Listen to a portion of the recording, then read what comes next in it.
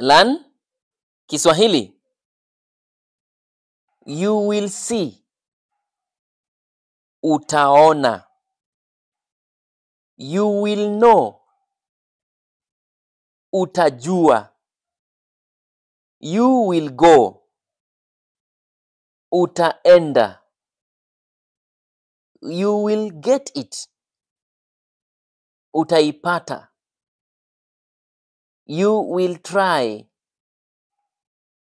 Utajaribu. You will sleep. Utalala.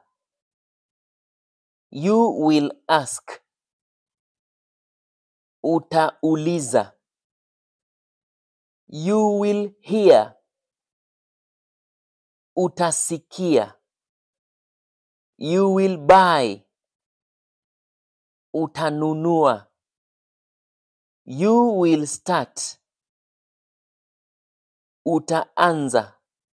Please WhatsApp here if you are interested in learning Swahili online.